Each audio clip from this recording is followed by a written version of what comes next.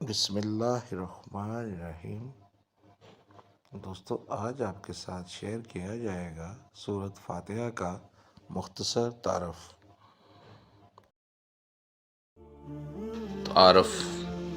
سورۃ فاتحہ نہ صرف قرآن مجید کی موجودہ ترتیب میں سب سے پہلی سورت ہے، بلکہ یہ پہلی وہ سورت ہے جو مکمل طور پر نازل ہوئی۔ اس سے پہلے کوئی سورت پوری نازل نہیں ہوئی تھی، بلکہ بعض سورتوں کی کچھ آیتیں آئی تھیں۔ اس سورت کو قرآن کریم کے شروع میں رکھنے کا منشا بظاہر یہ ہے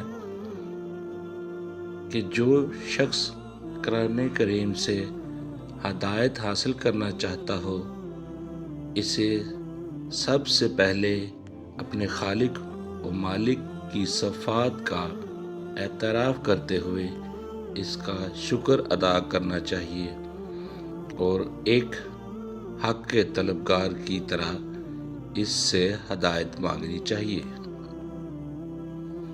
چنانچہ اس میں بندوں کو وہ دعا سکھائی گئی ہے جو ایک طالب حق کو اللہ سے مانگنی چاہیے، یعنی سیدھے راستے کی دعا۔ اس طرح اس صورت میں صراط مستقیم یا سیدھے راستے کی جو دعا مانگی گئی ہے، پورا قرآن اس کی تشریح ہے کہ وہ سیدھے راستہ کیا ہے۔ عربی کے قاعدے سے رحمان کے معنی ہیں وہ ذات جس کی رحمت بہت وسیع ہو، یعنی اس رحمت کا فائدہ سب کو پہنچتا ہو، اور رحیم کے معنی ہیں وہ ذات جس کی رحمت بہت زیادہ ہو، یعنی جس پر ہو مکمل طور پر ہو۔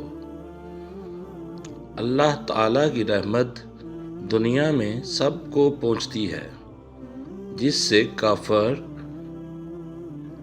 مومن سب فیض یاب ہو کر رزق پاتے ہیں اور دنیا کی نعمتوں سے فائدہ اٹھاتے ہیں، اور آخرت میں اگرچہ کافروں پر رحمت نہیں ہوگی، لیکن جس کسی پر یعنی مومنوں پر ہوگی مکمل ہوگی کہ نعمتوں کے ساتھ کسی تکلیف کا کوئی شائبہ نہیں ہوگا۔ رحمان اور رحیم کے معنی میں جو یہ فرق ہے، اس کو ظاہر کرنے کے لیے رحمان کا ترجمہ سب پر مہربان اور رحیم